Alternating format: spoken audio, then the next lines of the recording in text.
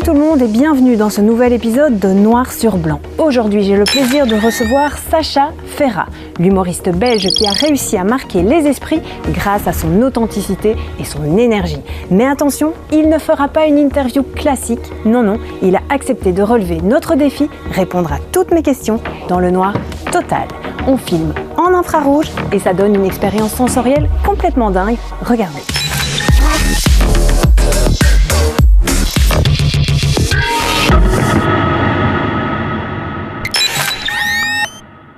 J'enlève mon petit bandeau.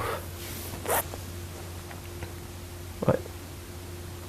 Alors, ça n'a rien changé. Tes impressions? Bah, il fait noir. Avec ou sans bandeau, c'est la même. Ouais. Qu'est-ce que ça te fait d'être dans le noir comme ça? C'est vrai que c'est pas un truc dans lequel je me retrouve souvent dans le noir. Ouais. C'est un peu apaisant et hyper effrayant en même temps. Ouais. Parce que je sais pas où je suis. Ouais. Et en même temps, ça me rappelle qu'il faut que j'achète des rideaux occultants parce que qu'est-ce que ça m'aiderait à dormir. Mais le noir en soi, d'être comme ça, c'est pas quelque chose qui t'effraie trop, ça va? Non, ça va. Non, mais tant mieux. Pas tant. Tu sais quoi, Sacha, on va commencer par un petit truc sympa. Faisons. Je vais te passer un petit bol.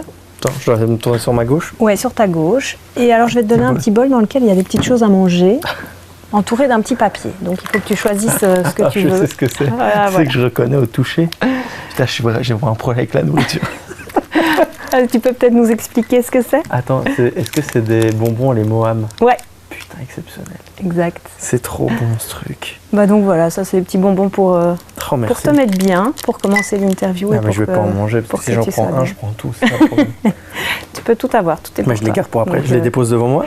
Oui, il y a une table sur ta gauche si tu veux. Ah, tu attends. peux le sentir, il y a une petite table. Donc voilà. Ok. Alors Sacha, le plat pays. Oui. Ça y est alors, en pleine tournée avec ce spectacle.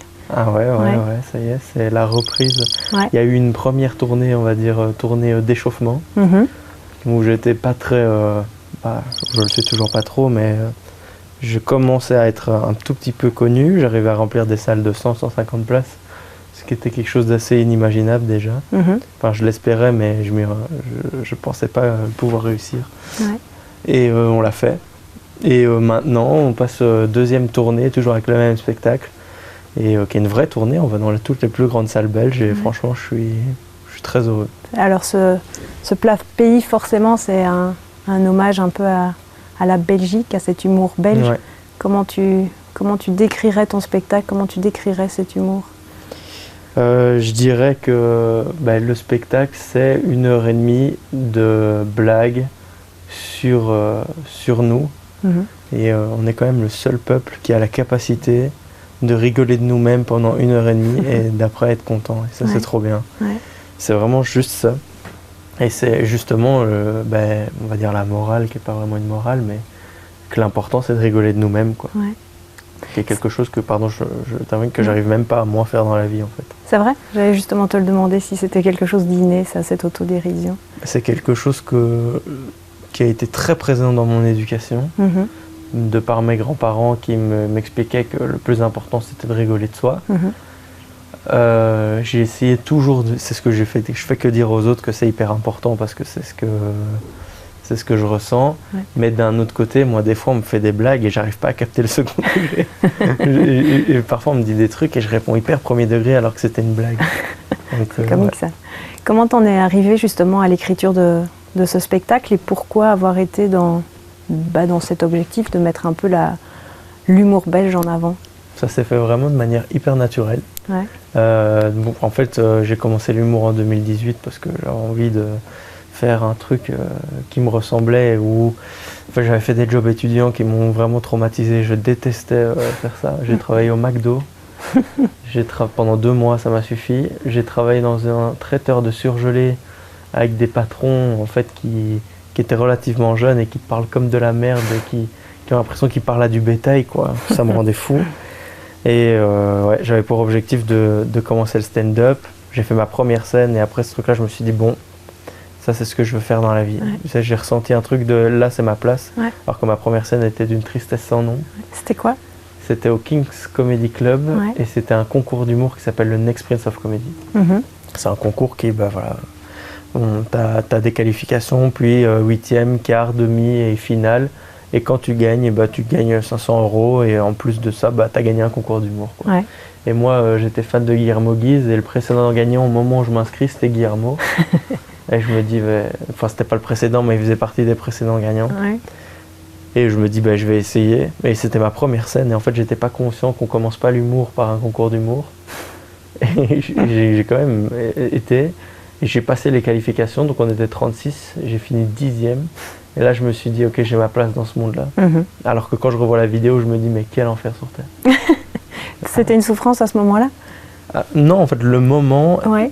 Je me souviens de ce sentiment que j'ai eu, il était magique. Ok. C'était incroyable. Je suis sorti de scène et j'ai vraiment dit tout haut, ok, là maintenant je sais ce que je veux faire. C'est après quand tu t'es vu ou revu que tu t'es dit ça va pas mais des années après, c'est parce qu'en fait j'ai eu un souvenir Facebook. Ok. Là il y a quelques jours, je l'ai revu et j'étais là, oh là là là, quel enfer sur Terre. On voit tout le chemin parcouru. Mais désolé, j'ai oublié la question de base. Comment tu es un peu arrivé à cette écriture de ce spectacle et pourquoi mettre en avant cet humour-là? Oui, c'est pour ça que je disais ça. Donc en fait, parce que toutes les premières blagues que j'ai écrites avaient un rapport avec la Belgique en fait. Ok.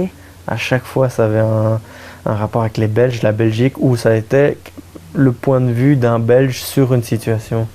Et c'était quelque chose de très naturel et je me dis, c'est même pas que je voulais faire ça, c'était mon humour, c'était mon truc.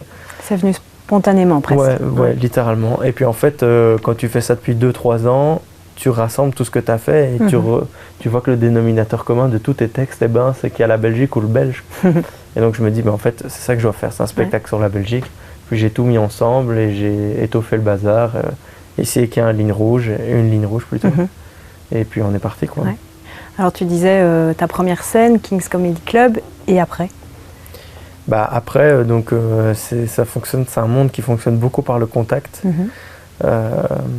Quand tu rencontres des gens qui organisent des scènes, tu rencontres des organismes comme le What a Fun, ça s'appelle, ou le You Rire. C'est des organismes qui permettent à des jeunes humoristes de tenter leur chance. Et moins jeune et aussi plus confirmé. Et donc tu rencontres des gens, tu te fais des contacts, tu joues un peu dans des bars un peu partout, tu commences à avoir une vraie vie de troubadour, avec un rythme de vie un peu spécial. Mais en fait, je me régale et puis t'enchaînes. Et puis on peut dire quand même qu'il y a eu Namur is a joke. On peut carrément le dire. Ah oui, bien sûr. Ça a été la bascule, ça? Ah, c'est plus qu'une bascule, ouais, littéralement, un gros tournant. Où quand je l'ai fait, je m'en suis pas rendu compte tout de suite. Mais ça a été un énorme tournant dans le sens où du coup, c'était aussi un concours d'humour. Première édition du Namur is a joke. Il y a le Joke une fois, ils ont appelé ça. C'est un concours d'humour exactement comme le Next Prince, mais à Namur.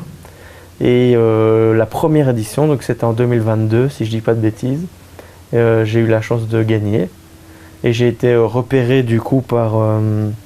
j'étais en finale, c'était très disputé. Déjà, c'est un peu bizarre de faire des concours d'humour quand on y pense. Parce que c'est quelque chose de très subjectif. C'est vrai. J'étais en finale contre un ami à moi qui s'appelle Adèle, à qui je fais un gros bisou s'il passe par là, on sait jamais. Et du coup, j'ai eu la chance de gagner ce concours. Et depuis, du coup, Guillaume Voudétan avait pour projet de créer sa production, ou venait de la créer. Et m'a proposé de signer avec lui et je crois qu'un an après on a démarré l'aventure ensemble et on en est là aujourd'hui. Et les réseaux sociaux, etc., c'est venu par après alors? C'est venu par lui, ouais. C'est lui qui m'a dit de faire ça parce qu'aujourd'hui être un artiste, si tu veux être présent, c'est presque indispensable quand tu te lances d'être présent sur les réseaux sociaux. À part quand tu as assez de talent pour que ton talent parle pour toi. Mais il y a toujours un moment donné où les réseaux sociaux ont eu un impact. Quand je dis quand ton talent parle pour toi, je fais référence à Guillermo Guise qui lui n'est pas présent sur les réseaux sociaux, mais qui n'a pas besoin, il remplit quand même tout à fait parce qu'il est juste trop fort. Mais à la base, il y avait quand même France Inter qui publiait sur YouTube toutes ses chroniques et ça lui a créé une communauté. Et c'est quelque chose de facile ça pour toi, les réseaux? C'est un autre exercice? C'était très contre-intuitif au départ. J'avais pas du tout envie de me donner en spectacle et puis en fait Guillaume m'a fait comprendre que c'était un peu nécessaire de faire des vidéos et que c'était pas forcément se donner en spectacle. Du coup j'ai juste j'ai fait mon truc et puis ça a commencé à prendre. Il m'a expliqué qu'il fallait avoir un bon rythme, il fallait pas lâcher. J'ai tout donné, j'ai pas lâché pendant 1 an et je suis passé de 3 ou 4 000 à 50 000 abonnés en 1 an. Et puis tout a changé, c'était trop bizarre. Les gens me disaient bonjour dans la rue. Tous les jours, quand je vais quelque part en Belgique, il y a toujours quelqu'un qui, à un moment donné, me dit qu'il aime bien ce que je fais. Franchement, c'est exceptionnel. Et comment tu vis cette notoriété? C'est une micro-notoriété quand même pour le moment parce que j'ai la chance de côtoyer des gens qui sont vraiment, eux, très connus. Je sais pas si c'est une chance ou pas, mais je vois qu'il y a quand même une différence. Il y a des gens, quand tu traînes un peu avec Guillaume ou quoi dans Namur, parfois tu peux pas vraiment faire un pas sans l'autre sans qu'il se fasse arrêter. Moi ça va quoi, c'est 1 fois ou 2 dans la journée et c'est juste un compliment et c'est chouette. Je veux pas dire que je suis connu, mais je suis reconnu. Tu vois. Toi, les gens ils voient ma tête, ils font ah ouais putain je t'ai déjà vu, mais ils connaissent pas mon nom. Mais c'est quelque chose qui te donne envie ça, cette notoriété comme Guillaume ou même peut-être plus hein. Ou c'est quelque chose qui peut justement peut-être t'effrayer, Au début, j'étais persuadé, donc quand je commençais le stand-up, j'avais quand même à l'intérieur de moi cette envie d'être connu, quoi. Cette envie qu'on me voit, cette envie qu'on me regarde.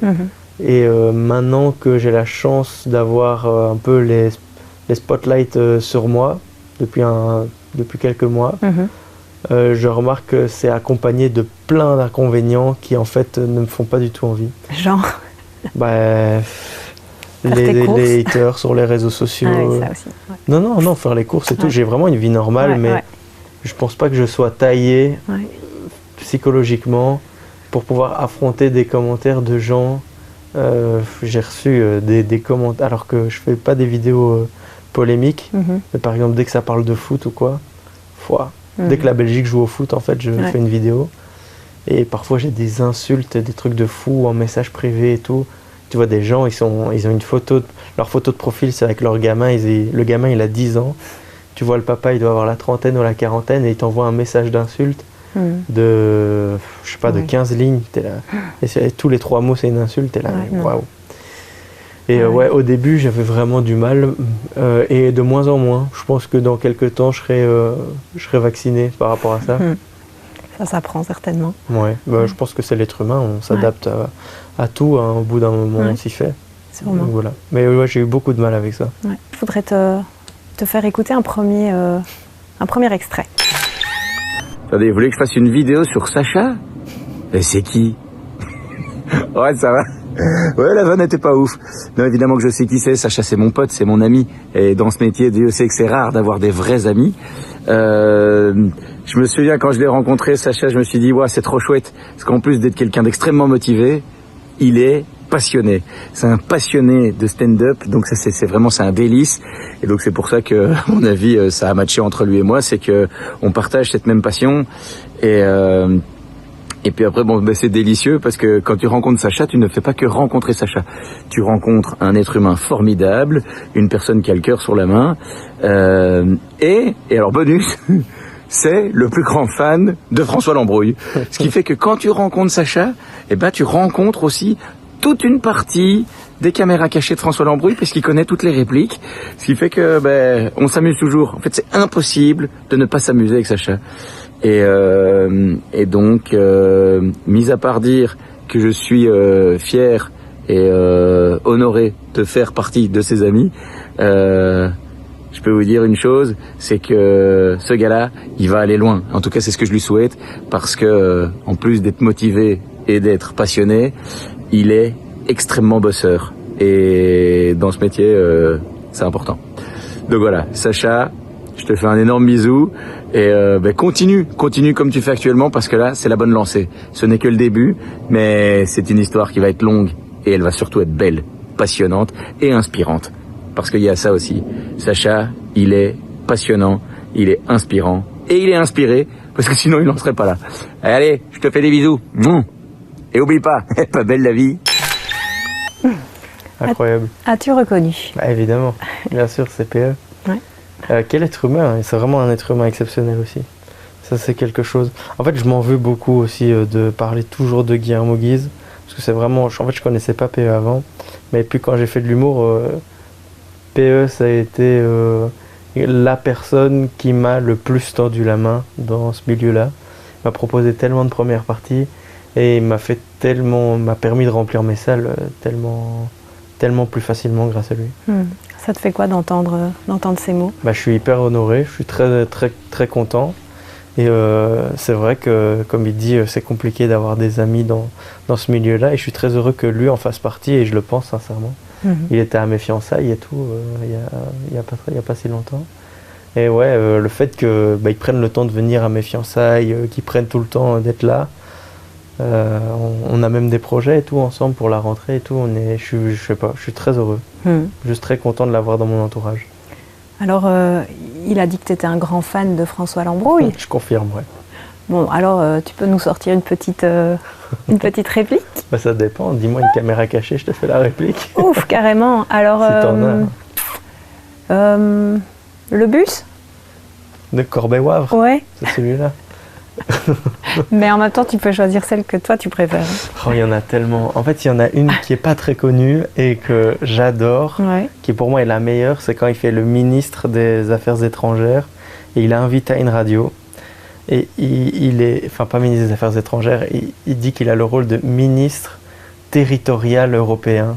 Et en gros, son rôle, ce serait de décider si un territoire a le droit de rentrer en Europe ou non. Et il se retrouve face à un représentant de la ville de Nice. Et il fait que défoncer Nice pendant une demi-heure, c'est trop marrant.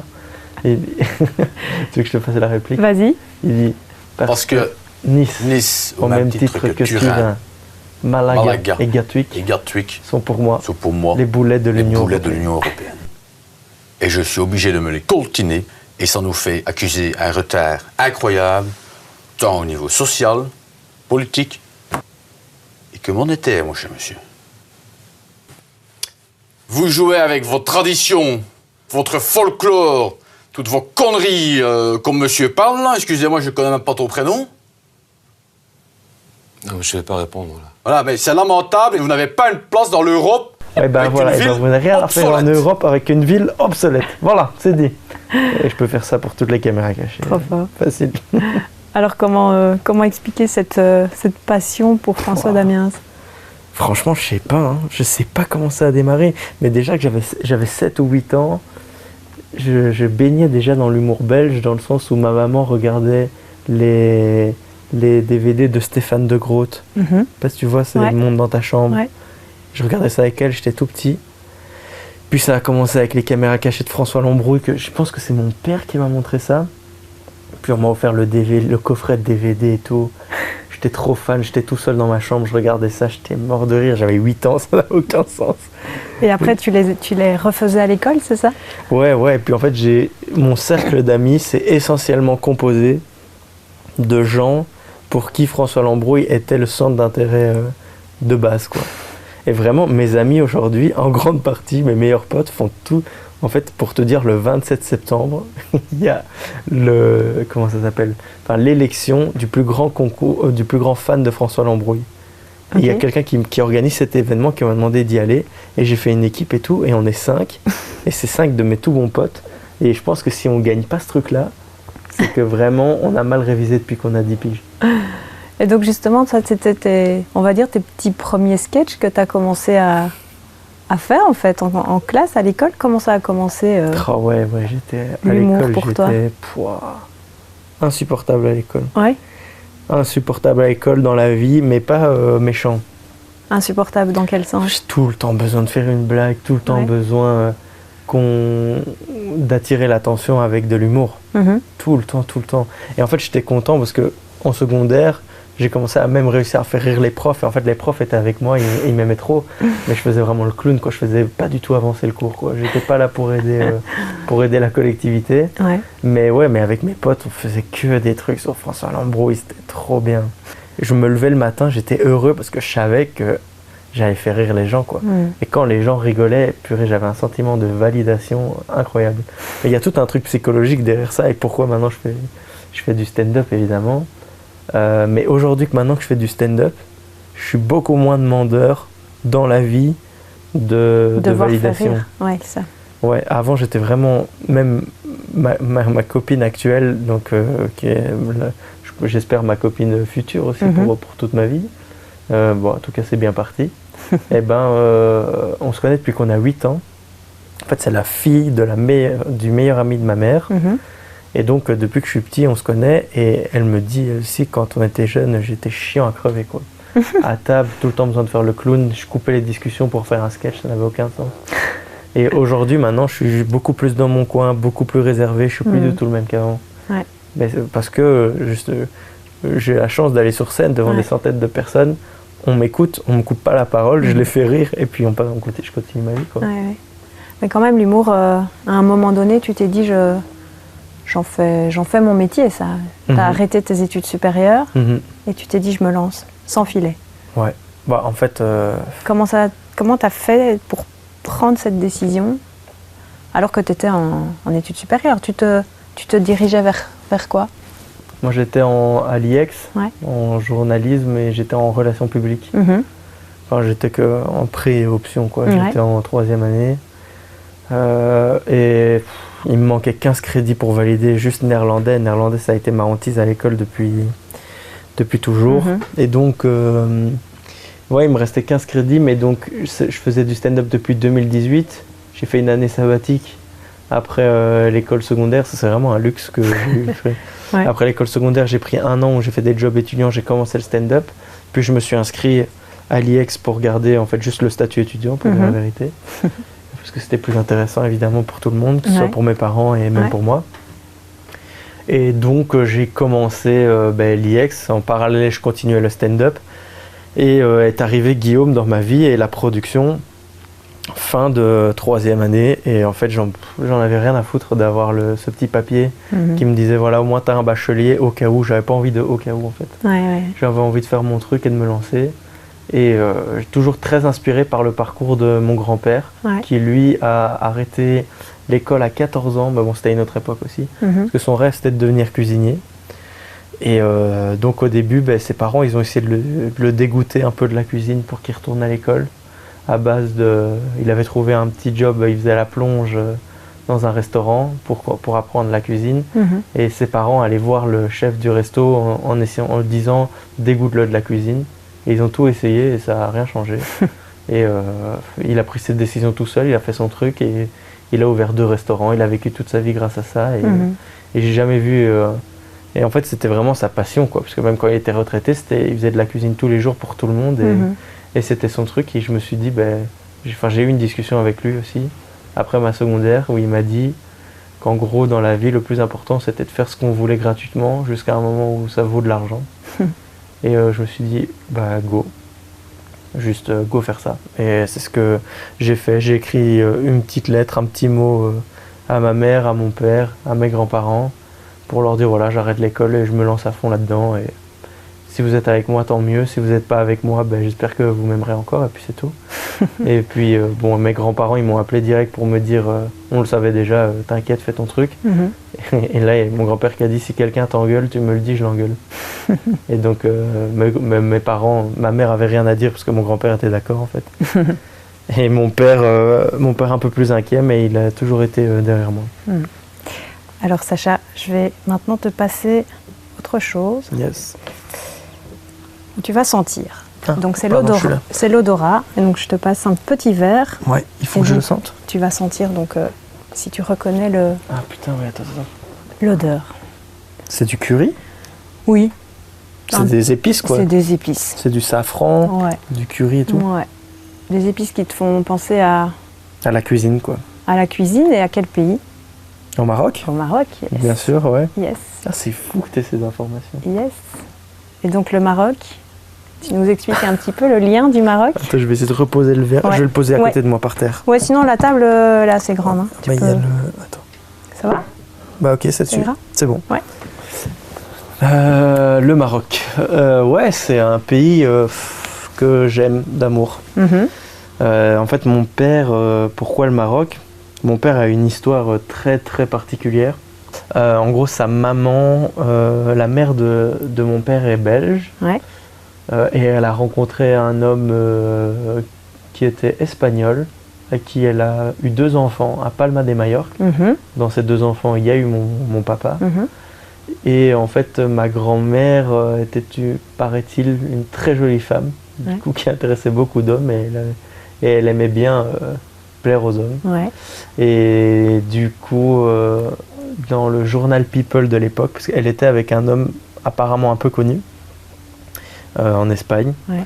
Et le journal People espagnol de l'époque a fait une couverture, tu vois, comme avec ma grand-mère, mon papa dans le berceau et un autre homme que son mari, quoi. Ouais. Du coup, son mari a décidé qu'elle devait quitter Palma de Majorque, partir de l'île, et qu'il ne voulait plus jamais la revoir, et qu'il ne voulait plus voir son fils, Wow. qui pour lui était plus son fils du coup. Ok. Du coup, ils ont été littéralement éjectés de Palma de Majorque. Elle est retournée en Belgique, où elle a rencontré, il faut se concentrer, un Allemand Ok. qui faisait son business au Maroc. Ok. Et donc mon père, tout jeune, ils les ont suivis, et il est parti vivre au Maroc. Il avait, je sais pas, 3-4 ans, même pas, ouais, dans ces eaux-là, pour être honnête. Et du coup, il a fait toutes ses écoles, toutes ses études au Maroc, dans une famille un peu spéciale. Ok. Ouais, en fait, ma grand-mère est retournée parfois vivre en Belgique parce qu'elle s'est séparée de ce monsieur. Et ce monsieur était en fait devenu la figure paternelle de mon père. Ah oui. Et il le considérait comme son papa, donc il voulait continuer à rester avec. Et ce monsieur s'est remarié à une Marocaine avec qui il a fait une autre famille. Et mon père essayait tant bien que mal de s'intégrer à cette famille. Et donc mon père parle arabe et tout ça. Il a grandi là-bas. Et puis il est retourné vivre en Belgique à 18 ans ou 20 ans. Là où il a rencontré ma maman. Et puis il a continué sa vie. Ouais. Donc toi, tes deux parents se sont séparés quand tu avais 1 an? Même C'est pas, ça? ouais, 6 Même mois pas. je crois. Et tu as une demi-sœur aussi? Ouais, que mon père a eu avec son ex-compagne maintenant, avec qui il est resté 17 ans, que je considère vraiment comme une deuxième maman aussi. Sacha, je voudrais te faire écouter un autre extrait maintenant. Ok. Coucou mon cœur. Alors devine, on a demandé à ta maman de parler un peu de toi. Et là, je suis sûre que tu commences à flipper. Donc voilà. Mais voilà, écoute bien. Donc, alors évidemment, tu es mon fils. Et tu es la prunelle de mes yeux. Là, je pense qu'il n'y a pas photo. Je suis ta maman. Et à mes yeux, tu es bourré de talent et de qualité. Tu es gentil, tu es empathique, tu es volontaire, tu as du talent, beaucoup de talent. Ta carrière dans le stand-up, tu l'as voulu, et Dieu sait que tu l'as voulu, et tu te donnes les moyens d'y arriver, vraiment. Je dois dire que papa et moi, on a vachement tiqué quand tu nous as annoncé à 2 mois de la fin de tes études bachelor que tu voulais devenir comédien stand-up. Mais bon, la seule chose qu'on voulait par-dessus tout, c'est que tu sois vraiment heureux. Et donc, je pense, j'espère, qu'on t'a soutenu en tout cas de la manière dont tu le souhaitais. Alors, tu es heureux dans ton travail et ça, franchement, je pense que c'est une chance qui n'est pas donnée à tout le monde. Et cette chance, tu l'as saisie, vraiment, et avec beaucoup de volonté, beaucoup de talent. Pour continuer à parler de toi, pas de l'artiste, mais de mon fils, il faut quand même dire que paradoxalement dans la vie, tu es plutôt quelqu'un de réservé à la maison. Tu aimes te mettre dans un petit coin, rester au calme, tranquille. Je pense que tu n'es pas le plus grand bout en train du monde quand on est ensemble, en famille ou avec des amis. Alors c'est sûr que tu apprécies énormément la compagnie des gens que tu aimes, mais ça on le sait. Mais je pense que tu apprécies encore plus le calme et la tranquillité. Donc, la petite anecdote qu'il faut savoir, c'est que ce grand nounours adorable peut se transformer à tout moment en un monstre. Si tu es fatigué ou que tu as faim, alors là, tu te transformes en un gremlins qui n'a pas bouffé. Enfin si, non, tu te transformes en gremlins à qui on a donné à bouffer après minuit. Et donc ce gamin mignon, adorable que tu es, se transforme en quelque chose de totalement effrayant. Alors pour faire court, parce que je vais faire court, depuis 25 ans, je suis fière de toi, je suis fière de ton parcours, je suis fière du petit garçon que tu étais, autant que de l'adulte que tu es devenu, et j'espère que la vie continuera à t'apporter tout le meilleur. On t'aime fort, et puis un petit mot de la part de Pélo, vas-y Chico. Ça me fait rire. En fait, ce qui me fait rire, c'est que, pardon, mais j'entends, et là, tu vois les trucs pour téléphone que t'accroches qui font un collier comme ça. Oui. Eh ben, ça fait du bruit tout le temps, ça me rend fou. Là, même dans la vidéo, on entend cling, cling, cling. Et ça me fait rire. Ouais, merci déjà à elle d'avoir pris le temps. Franchement, je sais pas trop quoi dire. Est-ce que tu es d'accord avec tout ce qu'elle dit? Ouais, bon, après, quand elle dit je me transforme en monstre, je veux dire, quand quelqu'un a faim, quand t'as pas mangé depuis longtemps, c'est rare que tu sois sympathique, quoi. Tout le monde. Bon, après, c'est vrai que pour moi, parfois, je crois que je me rends pas compte vraiment, mais je suis pas un monstre. C'est un peu abusé, non, mais on comprend sinon, l'idée. tout le reste, je suis d'accord, ouais. Ouais. Alors, on entend, hein, elle dit ça a été peut-être un petit peu plus choquant pour eux d'entendre que tu avais décidé d'arrêter tes études. Toi, parallèlement à ça, il y a l'importance de ton grand-père. Tu l'as expliqué, mais c'est son modèle à lui qui a fait que tu t'es dit je veux vivre de ma passion. Ouais, elle est complètement. Comment ça se fait que voilà, tu étais si proche de ton grand-père, de tes grands-parents? Ouais, tous les jours, en fait, ma maman travaillait beaucoup, vu que donc, je voyais mon papa qu'un week-end sur deux. Ma maman essayait de gérer au niveau de l'argent, donc elle travaillait énormément. Donc elle me le déposait à l'école le matin. Donc ça, c'est depuis ma maternelle jusqu'à ma 3e secondaire. Elle me déposait à l'école le matin, et puis c'est mes grands-parents qui venaient me chercher. Et en fait, ma grand-mère était prof de maths, physique, chimie. Avant, elle a été directrice des professeurs de la région Wallonie-Bruxelles. Et donc, elle était calée, forcément, tout ce qui est devoirs et tout. Et elle m'a aidé à faire tous mes devoirs. Et tous mes contrôles, tous mes exposés, tout ça, je l'ai fait avec eux. Enfin, je l'ai fait avec elle, plutôt. Et d'un autre côté, du coup, je passais mon temps chez eux, après l'école, jusqu'à 19-20 heures. Et ma mère revenait me chercher. Et puis, je dormais chez moi. Et ça, c'était mon quotidien jusqu'en 3e secondaire, où il y a des moments où je rentrais tout seul. Et encore, même en 5e secondaire, des fois, il venait me chercher. Mon grand-père, c'était comme...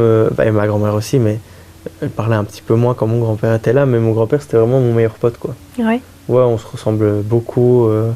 Il m'a beaucoup appris sur plein de choses. Par sur la exemple, vie quoi? en général. Ouais. C'est vraiment... je me suis construit en grande partie avec lui et grâce à eux. Vu que je passais moins de temps avec mes parents, forcément. Donc ça a été vraiment ma figure paternelle et maternelle en même temps, c'était eux deux. Ouais. Donc voilà. Alors malheureusement, ton grand-père vous a quitté il n'y a pas si longtemps. Ouais. Ouais. Comment tu vis ça maintenant? Ça va mieux, de mieux en mieux. C'est un deuil, quoi, rien de...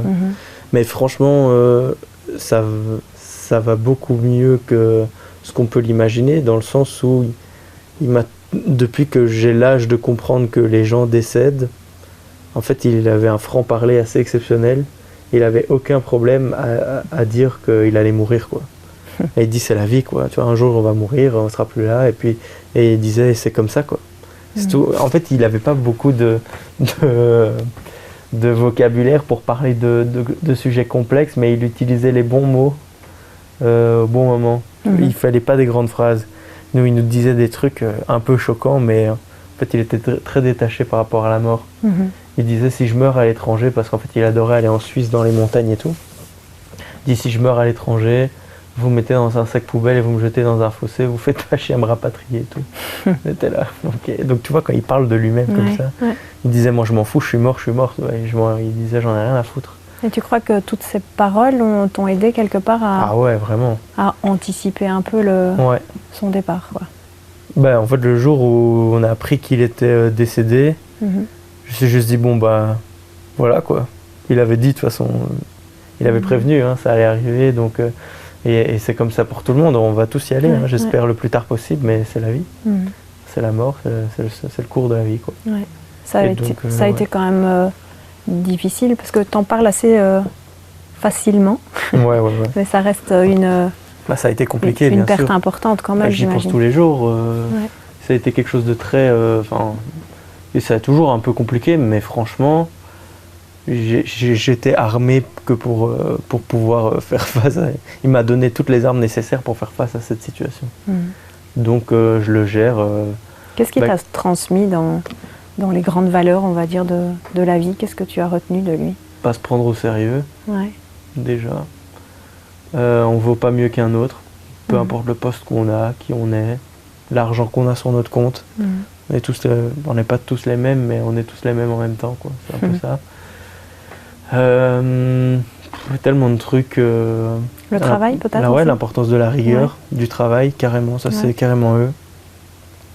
L'importance, un truc pour lequel j'étais pas trop d'accord, c'était que pour eux, en grande partie, si tu souffres pas, tu travailles pas.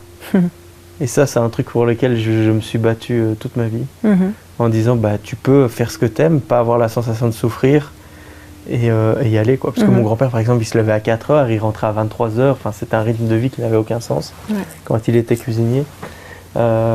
Et pour lui, c'était ça, quoi. C'était ça, les gens qui bossent vraiment, c'est des gens qui donnent tout et qui souffrent, et les autres, c'est un peu des branleurs, quoi. C'était une vision de voir la vie avec laquelle j'étais pas trop d'accord, mais ça m'a quand même permis de me rendre compte qu'il fallait travailler pour arriver à ce qu'on a envie d'avoir. Voilà. Enfin, il y en a peut-être d'autres, mais je les ai pas là. Tu crois en la vie après la mort? C'est compliqué, hein. Je pense qu'il y a un truc, Il y a un truc. Ouais, bah, moi j'ai vécu des trucs un peu bizarres, des trucs un peu paranormaux. Au début, j'étais totalement loin de ce genre de choses. Puis j'ai vécu des trucs un peu space. Deux histoires un peu longues qui me sont arrivées où je me suis dit, ok, il y a des énergies qui restent. Je sais pas si c'est des fantômes, mais il y a des choses qui restent de gens qui sont plus là, ça c'est sûr. En rapport avec ton grand-père, ces histoires, non? Il y a eu avec mon grand-père, ouais. En fait, une avec mon grand-père, c'est très simple, hein. Il est décédé. Le jour même, donc le soir où on va dormir, déjà je m'endors très vite. Et j'ai le souvenir de parler avec lui dans mon rêve. Mais je sais plus du tout te dire ce qu'on dit. Mais j'ai vraiment le souvenir clair d'avoir une discussion avec lui. Et quand je me suis réveillé le lendemain, j'étais rempli d'une énergie positive comme j'avais pas eu depuis très longtemps. C'était assez impressionnant. Alors, c'est peut-être mon subconscient qui a fait ça, j'en savais rien. Peut-être, mais c'est beau. C'est le principal, c'est que... Et il y a eu un deuxième truc, c'est le 25 janvier, donc le jour de mon anniversaire. Je jouais pour la reprise de mon spectacle à Chimay. Et c'était la première fois que j'avais changé la fin de mon spectacle. Parce que maintenant, la fin de mon spectacle parle de la mort de mon grand-père. Parce que même quand il est mort, c'était drôle. Et enfin, c'était drôle. Il y a du drôle à en retirer en tout cas. Et attends, qu'est-ce que je disais? Ah oui, et au moment où je vais en parler pour la première fois sur scène, je sens que j'ai un peu du mal parce que quand on est sur scène, déjà les sentiments sont vraiment décuplés. On sent les choses beaucoup plus fort. Et là, je me suis dit, bon, je vais essayer, je me lance et je commençais à avoir la gorge qui se serrait et tout. Et j'ai vraiment senti, et je te promets, hein, une main qui m'a touché l'épaule. Et je me suis retourné en pensant qu'il y a quelqu'un qui était sur la scène, un technicien, pour me dire que Enfin, c'était vraiment quelque chose, j'ai vraiment senti un poids se poser comme une main, quoi. Et je me suis sorti, il n'y avait personne. Et puis d'un coup, j'avais la force pour raconter ce truc-là, sans craquer sur scène, quoi. Comme un élan pour te dire ouais, vas-y, quoi. Vas-y, quoi. Et je sais pas, peut-être que c'est toujours mon cerveau ou quoi, mais c'est quand même des choses qui font me dire, il y a peut-être qu'il y a un truc qui reste, quoi. Puis je me suis renseigné quand même par rapport à plein de trucs, c'est un sujet qui me passionne. Les expériences de mort imminente et tout ça. Et tous les gens qui sont décédés et qui ont été ramenés à la vie, qui ont des souvenirs de ce qui s'est passé, ils te racontent tous la même chose. C'est quand même impressionnant. Donc je pense qu'il y a quelque chose. Il y a quelque chose. Je voudrais te faire écouter un autre petit truc. Incroyable.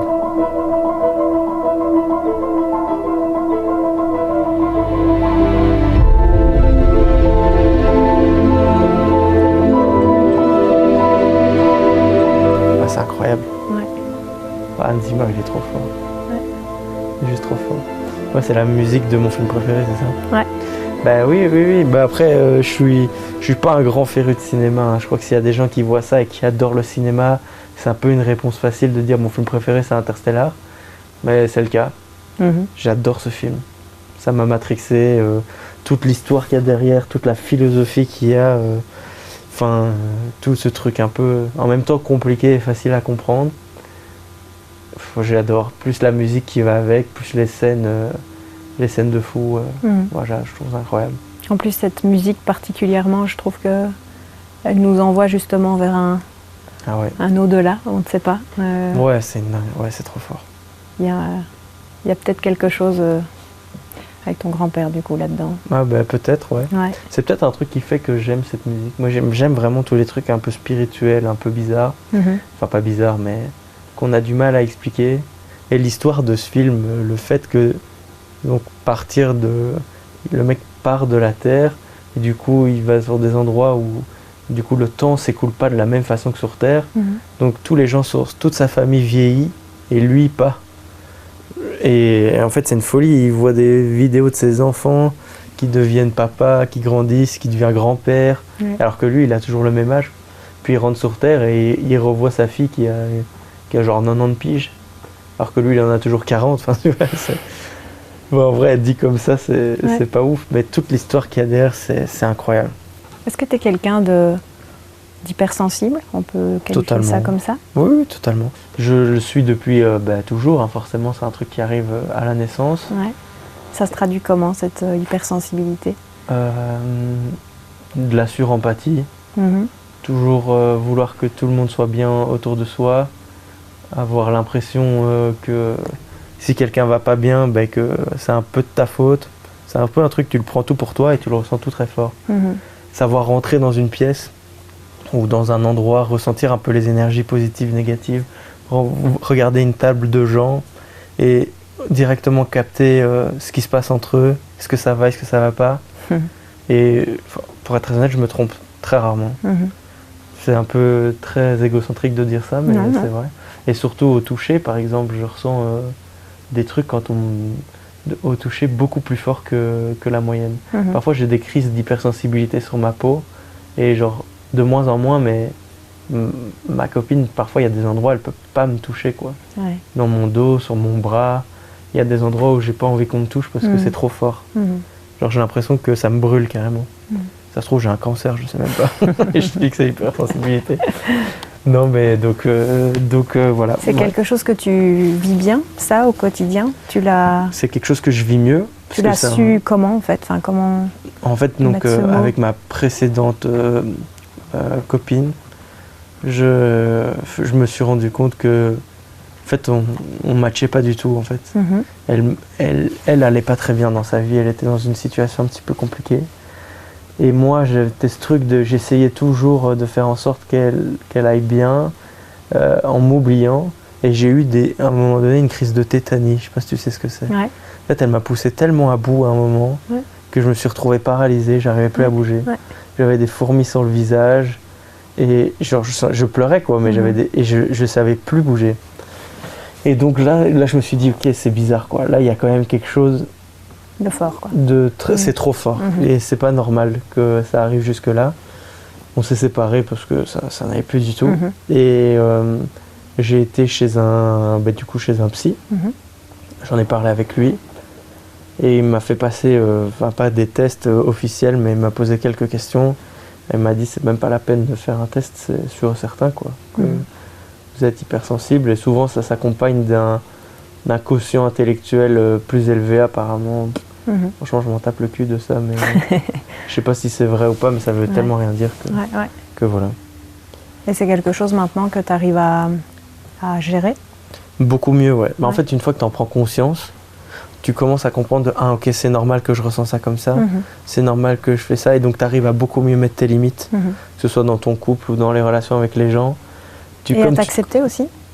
À m'accepter moi? Ouais, avec ça. Ouais, beaucoup mieux. En fait, moi, je trouve ça presque cool, en fait, d'être hypersensible. Je trouve ça presque très, très cool. Sacha, je vais te faire goûter quelque chose. C'est à boire ou à manger? Alors, c'est à manger, mais fais gaffe parce qu'il y a des petits cure-dents, et au bout du cure-dent... Ok, c'est genre un style d'apéro? Ouais, c'est ça. Ok, attends, oui. Fais gaffe que ça ne tombe pas, glisse pas, mais... Ouais, attends, parce que... Je te laisse galérer dans le noir, c'est bien. Ah, là, je crois. C'est de la feta? Ouais. Exceptionnel. J'ai eu un mini bout. Heureusement que j'en ai pas eu un entier parce que... La feta, c'est fort, hein, ouais. Ah ouais, la feta, incroyable. Bon, la feta, c'est pour t'emmener encore vers un autre pays, quoi. Ben oui, la Grèce. Bon, alors parle-nous de la Grèce. Bah, c'est un pays que j'ai eu la chance de découvrir quand j'étais petit. J'avais 7 ans avec ma marraine. Puis j'y ai plus été pendant jusqu'à il y a 3 ans. Et en fait, donc ma fiancée, j'ai la chance que sa maman a une maison en Grèce Et ça fait 3 ans qu'on va là-bas. Et purée, qu'est-ce que je me régale, quoi. C'est le meilleur pays pour les vacances. Dans quel coin c'est? C'est à Thessalonique, mais c'est vraiment sur la... Donc c'est dans le pays, mais c'est sur la pointe. Okay. Donc c'est sur la côte. Tout en bas, c'est pas vraiment Thessalonique, c'est un petit village qui s'appelle Fourca, à Posidi, exactement. Okay. C'est très précis, hein, mais voilà. Je connais pas, mais ça donne envie. C'est exceptionnel. Alors, qu'est-ce que tu apprécies là-bas? Pourquoi Bah, déjà, c'est des moments incroyables que j'ai vécu. C'est là-bas que je me suis fiancé. Sur la pointe du pays, vraiment tout en bas, en fait, la pointe, ils appellent ça, donc dans cette région-là. C'est un endroit où tu as même 2 courants d'eau qui se rejoignent. C'est la même mer, mais en fait, c'est 2 courants différents qui se rejoignent. Et c'est un endroit où il y a beaucoup de poissons. On a vu des dauphins et tout. Là. La première année où on a été, il y avait des dauphins. J'ai pleuré parce que j'ai vu des dauphins. Trop bien. Je te jure. Ça m'avait fait un truc de fou. Il y avait un coucher de soleil, des dauphins, je commençais à chialer. Je comprends. Et non, c'était incroyable. Et l'année d'après, on est retourné là avec du coup ma fiancée. Et on s'est fiancé là. Puis je l'ai mis sur Instagram et la DH a fait un article. Ça me fait vraiment rire. Évidemment. Du grand journalisme. Et le mariage est prévu pour déjà une date ou pas? Non, on n'a pas de date de mariage. Je sais même pas si ça va se faire. Dans l'optique, j'en ai envie, elle aussi.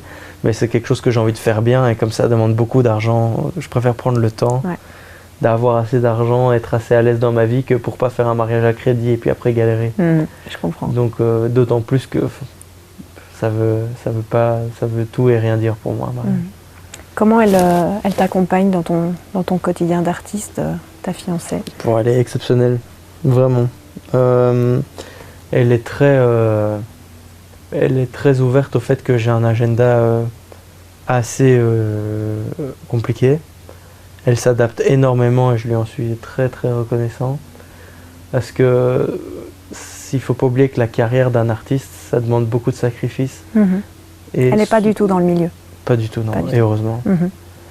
Et ça demande beaucoup de sacrifices de nos proches, plus que de nous. Parce que nous, on fait des sacrifices, certes, mais on sait pourquoi on le fait, et en fait, on ne sent même pas de douleur en faisant un sacrifice. Mais par contre, on impose à nos proches un agenda compliqué, quoi. Et là, c'est ce que je fais avec elle. Et en fait, j'ai de la chance qu'elle est très indépendante. Donc, il n'y a pas ce besoin d'être tout le temps ensemble. On vit ensemble, mais par exemple, hier, on s'est juste croisés. Tu vois, je sais plus ce que j'ai fait. Après, j'étais pas là toute la matinée. J'étais à Namur, c'est ça. Je suis parti à Namur, du coup, avec Guillaume. Parce qu'on avait une petite réunion pour parler de la suite. Je suis revenu, elle est restée, elle s'est adaptée, quoi. J'avais besoin de la voiture, vu qu'on a une voiture pour 2. Elle est restée à la maison, elle a fait du télétravail. Je suis revenu, je lui ai donné la voiture, je suis parti faire mon sport. Et elle est partie manger avec des amis. Puis on s'est retrouvés le soir, c'était très bien, quoi. On n'avait pas... Et là encore aujourd'hui, je suis ici toute la journée, elle fait du télétravail. Puis je reviens et on fait une activité ensemble et tout. Je sais qu'on se voit... J'essaye franchement qu'on fasse un maximum de trucs. Mais j'ai besoin beaucoup de faire mes trucs de mon côté, que ce soit mon sport, mes activités. Tu as besoin de te sentir quand même libre? Ouais, mais je le sens, je suis plus que libre. Après, je suis bien conscient que pour qu'une relation fonctionne, il faut qu'il y ait des... comment on appelle ça? Un investissement? Oui, bien sûr, un investissement, mais il faut que les deux parties fassent des... Bon, bref. Des concessions? Merci, c'est le mot que je cherchais. Okay. Des concessions, exactement. Et je suis bien conscient qu'il faut que j'en fasse, j'en fais. J'espère que j'en fais assez. Mais a priori, pour le moment, j'ai l'impression qu'on a un bon équilibre, une bonne alchimie et ça a l'air de rouler. C'est chouette. On communique bien en tout cas, donc s'il y a un souci, on en parle et on le règle entre nous. On vous souhaite le meilleur du coup. C'est trop gentil, merci beaucoup. Pour aller tout doucement vers la fin, je te propose un dernier petit extrait.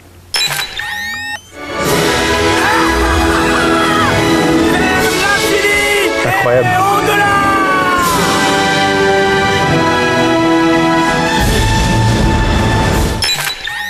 Incroyable. Pourquoi Toy Story? Je sais pas, c'est mon Disney préféré. Ouais. Enfin, Pixar plutôt préféré. Si je dis Disney, je vais me faire taper. Non, j'adore. C'est trop bien. Quand on est petit, on a tous eu ce fantasme que nos jouets prennent vie. Et en fait, Ouais, donc je t'ai dit, hein, du coup, je suis très sensible et souvent les films, ça me fait chialer. Mais par exemple, il y a eu le Toy Story 4 là au cinéma et en fait, tu vois que nous on a grandi avec ce film. Enfin, moi j'ai grandi avec ce film.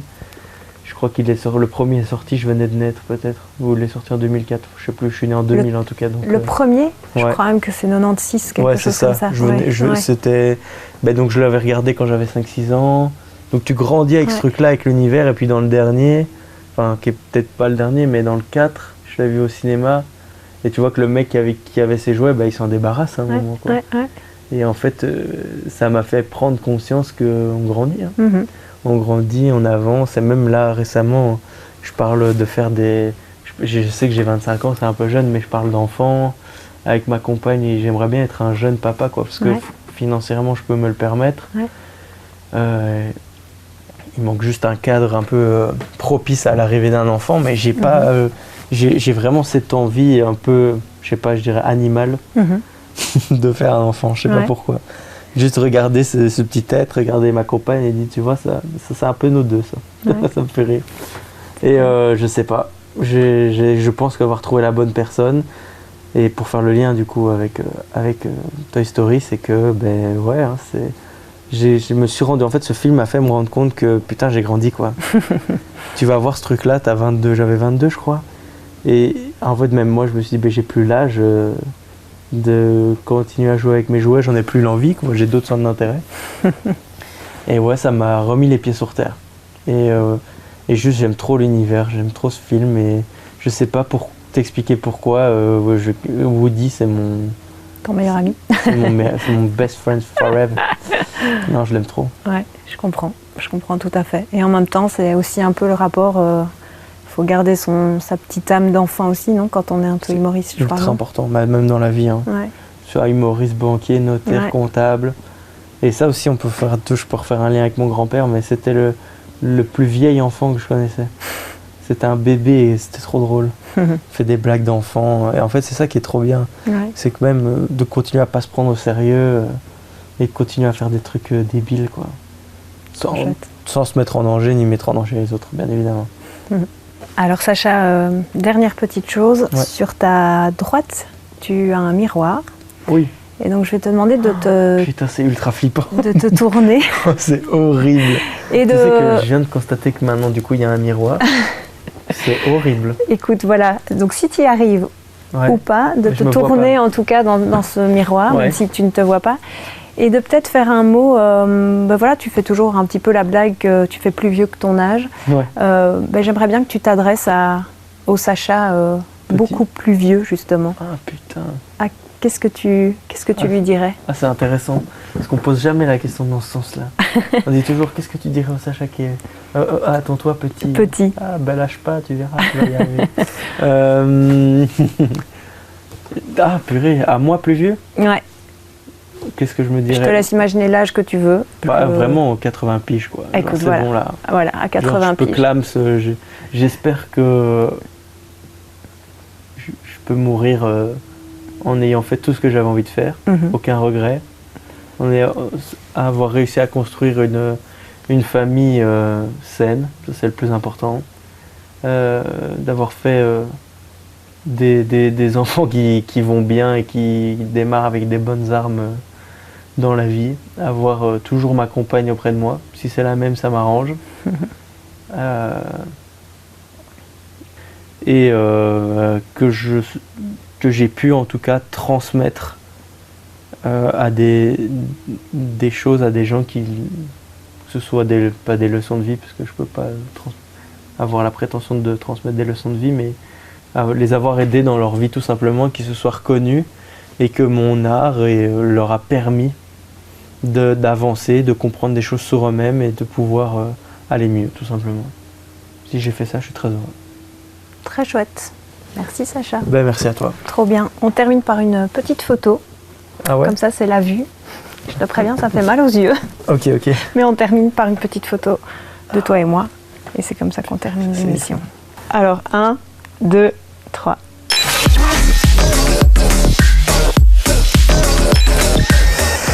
C'était vraiment incroyable, c'est une expérience qui est trop bien et en fait on se rend compte que même, je pense qu'il faut faire ça des fois à la maison, tu te fous dans une pièce dans le noir, tu prépares des questions et tu fais ça avec tes potes et tout, c'est trop bien parce que ça permet de se rappeler, de se remémorer plein de choses et ça te met dans un bon mood et ça te remotive en tout cas pour la suite. En tout cas moi c'est ce que m'a permis cette émission, je me suis régalé.